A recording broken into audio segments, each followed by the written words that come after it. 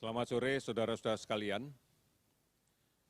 Hari ini kami akan menyampaikan progres penanganan pandemi COVID-19 pada tanggal 29 April sampai dengan data pukul 12.00 WIB. Gugus Tugas Percepatan Penanganan COVID-19 mengkoordinasikan penanganan COVID ini yang dilaksanakan oleh kementerian, lembaga, potensi masyarakat, dunia usaha, pada berbagai level, mulai dari pusat sampai ke daerah. Oleh karena itu, gugus tugas inilah yang mendapatkan tugas untuk mengkoordinasikan bahwa penanganan COVID-19 dilaksanakan secara lebih baik, terkoordinasi, terkolaborasi dalam satu sistem yang sama, sehingga hasilnya bisa menjadi lebih maksimal lagi kita peroleh. Saudara-saudara, gugus tugas percepatan COVID-19 ini bekerja berdasarkan pada 6 arahan Presiden yang terintegrasi dalam rangka membendung sebaran COVID-19. Keenam arahan tersebut diantaranya adalah 1. Pengujian sampel yang harus dilaksanakan secara masif dengan pelacakan yang agresif dan diikuti dengan isolasi yang ketat. Kemudian yang kedua, layanan konsultasi medis diharapkan semaksimal mungkin menggunakan teknologi dalam rangka untuk mengurangi kunjungan ke rumah sakit. Hal ini bisa dilaksanakan dengan menggunakan layanan telemedicine. Kemudian yang ketiga, gugus tugas hendaklah bisa memberikan layanan komunikasi yang efektif, detail, baik, dan transparan kepada semua pihak. Yang keempat, agar penegakan hukum dengan bantuan aparat negara dilaksanakan sebaik-baiknya, supaya masyarakat dapat berdisiplin dengan kuat untuk menghadapi pandemi COVID-19 ini. Kemudian yang kelima, pemerintah dan semua pihak harus memberikan jaminan arus logistik yang lancar, baik dari pusat sampai ke daerah, dari gudang-gudang logistik sampai ke pengguna, sampai ke daerah. Yang keenam, kebijakan stimulus ekonomi harus betul-betul tepat sasaran, dengan fokus pada pemutusan rantai penularan COVID-19. Saudara-saudara, COVID-19 hanya dapat dicegah dengan kedisiplinan yang kuat dan semangat gotong royong, agar semuanya bisa mematuhi arahan-arahan dari pemerintah untuk physical distancing, menjaga jarak, tetap di rumah dan menggunakan masker, serta mematuhi PSBB yang sudah ditetapkan di 2 provinsi dan di 22 kabupaten kota. Tetap di rumah, bekerja dari rumah, belajar dari rumah, dan beribadah di rumah. Kita dalam posisi yang memerlukan toleransi yang cukup besar. Kita diuji rasa tolong-menolong yang kita harus munculkan pada semua orang yang berada di sekitar kita, pada tetangga kita, pada saudara-saudara kita di masa yang sulit ini. Marilah kita membantu saudara-saudara kita yang mungkin memiliki warung dengan tetap menjaga modal mereka untuk tetap bergerak dengan cara membeli kebutuhan-kebutuhan rumah tangga kita di warungnya. Mari kita tetapkan untuk saling mengingatkan bahwa apabila ada masyarakat di sekitar kita, anggota keluarga kita, yang masih belum menerapkan disiplin untuk pola hidup bersih dan sehat, mari kita ingatkan dengan cara yang baik. Dan kita harapkan siapapun yang kita ingatkan juga kemudian bisa menerima ini sebagai kepentingan bersama untuk tetap menjaga agar pandemi ini bisa segera kita kendalikan dan kita bisa hidup dalam suasana yang normal seperti sebelumnya. Oleh karena itu, apabila kebetulan keluarga kita, tetangga kita, ada yang menunjukkan gejala-gejala penyakit COVID-19 dan dinyatakan bahwa harus melaksanakan isolasi diri, mari kita bantu. Kita harus yakinkan bahwa mereka bisa melaksanakan isolasi diri dengan baik tanpa harus kita kucilkan. Kita bantu upaya mereka untuk memenuhi kebutuhan-kebutuhannya, agar mereka tidak perlu keluar rumah, tidak perlu melakukan perjalanan dan bertemu dengan orang lain, hanya sekedar untuk memenuhi kebutuhannya. Mari kita yang sehat melindungi yang sakit. Langkah-langkah yang bisa kita lakukan dalam rangka mencegah tertularnya COVID-19 adalah mari kita jalankan untuk tetap tinggal di rumah. Kita tidak pernah bisa tahu siapa yang sakit di luar. Kita tidak pernah bisa melihat keluhan orang yang membawa virus ini. Bisa saja kesannya mereka sehat, padahal sebenarnya tidak.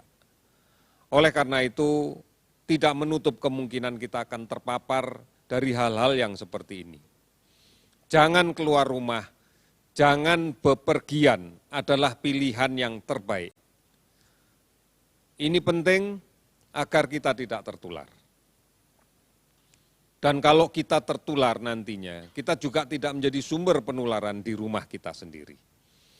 Oleh karena itu, tidak keluar rumah, tidak bepergian, dan tidak mudik adalah langkah yang paling bijak dalam pengendalian penyakit ini. Mari kita lindungi keluarga kita yang berada di kampung, keluarga kita yang berada di desa, di nagari, di Banjar. Karena itu lebih baik kita tidak mudik. Kita harus tetap melindungi mereka agar mereka tetap sehat, agar mereka tetap produktif, agar mereka tetap bisa menjadi bagian dari perputaran roda ekonomi nasional kita. Kemudian yang berikutnya, gunakan masker jika kita terpaksa keluar dari rumah.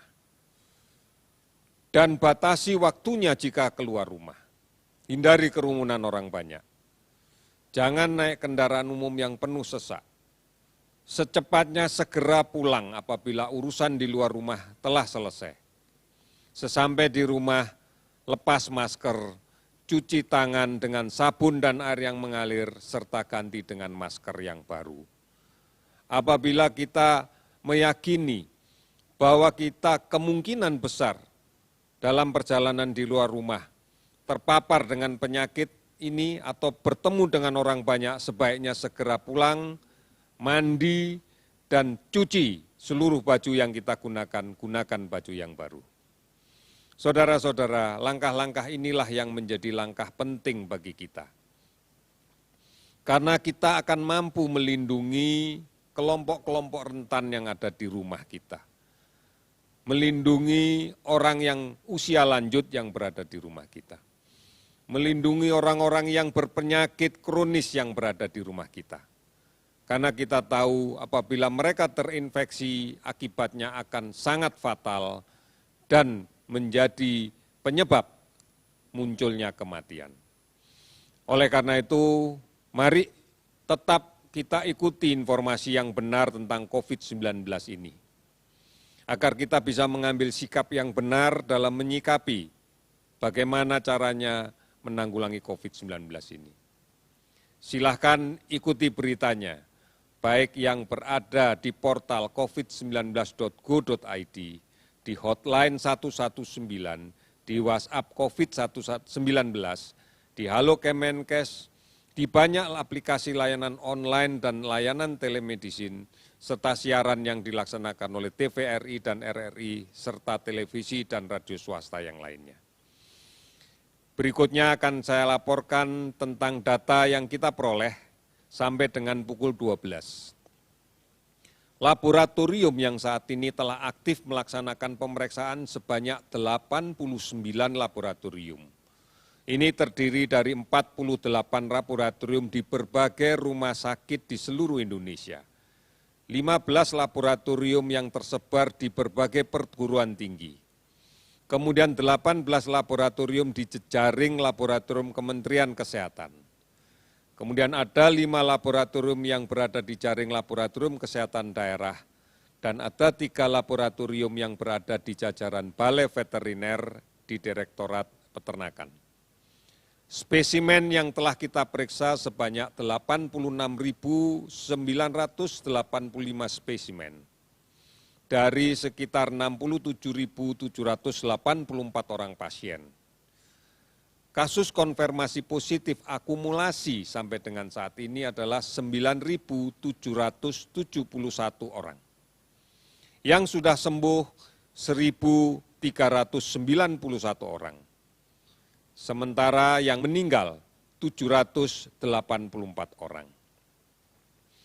Akumulasi orang dalam pemantauan sampai dengan saat ini sebanyak 221.750 orang.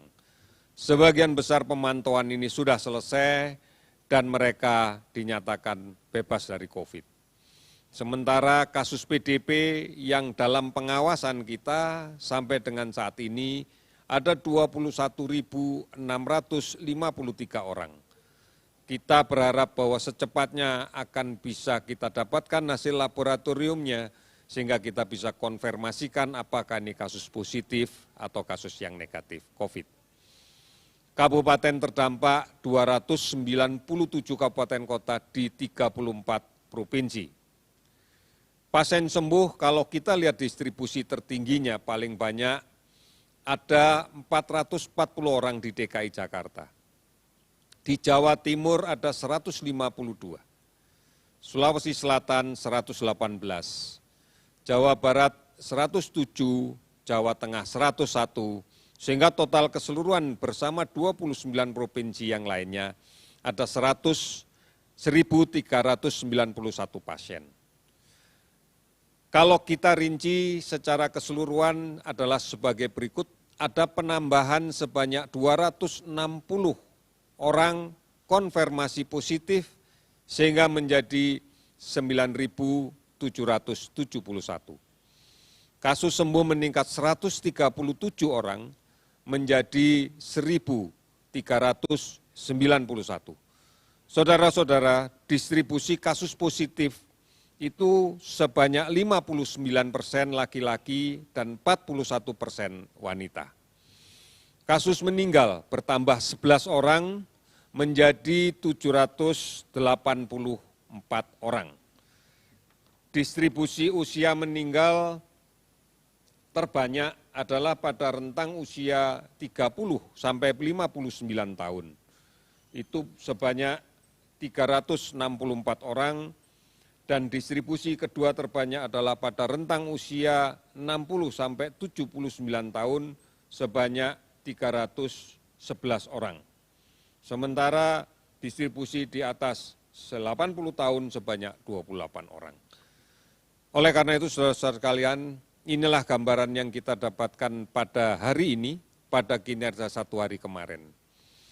Kita masih harus berpartisipasi secara aktif dengan memutuskan penularan COVID-19 ini. Kita harus melawan COVID-19 ini dengan meningkatkan imunitas diri. Tetap sabar dan tenang, tidak panik, istirahat yang cukup dan teratur. Jaga jarak, pakai masker, cuci tangan dengan menggunakan sabun dan air yang mengalir. Mari gotong royong dan bersatu terus-menerus tanpa putus. Mari kita lawan COVID. Bersama-sama dari pusat sampai daerah, sampai ke desa, sampai ke RW, sampai ke RT, dan sampai ke keluarga kita. Tetap di rumah, produktif di rumah. Dan kita harus mewaspadai ancaman demam berdarah. Karena bulan-bulan ini kita akan berhadapan dengan meningkatnya kasus demam berdarah. Infeksi campuran demam berdarah dengan COVID-19 akan berdampak buruk terhadap kesehatan. Oleh karena itu, tetap kita lakukan pemberantasan sarang nyamuk di rumah kita. Lakukan bersama keluarga untuk menguras dan membersihkan tempat penampungan air, menutup tempat penampungan air, menyingkirkan atau mendaur ulang barang bekas yang dapat menjadi tampungan air. Ini langkah yang bisa kita lakukan bersama keluarga, agar kita bisa bersama-sama menyelamatkan keluarga kita. Kita bisa menyelamatkan tetangga kita. Kita bisa menyelamatkan lingkungan kita. Dan kita bisa menyelamatkan bangsa kita. Kita pasti, kita yakin, dengan bersama Tuhan Yang Maha Kuasa, kita akan melalui musibah ini, kita akan melalui cobaan ini dengan berhasil. Indonesia kita pasti bisa. Sekian dan terima kasih.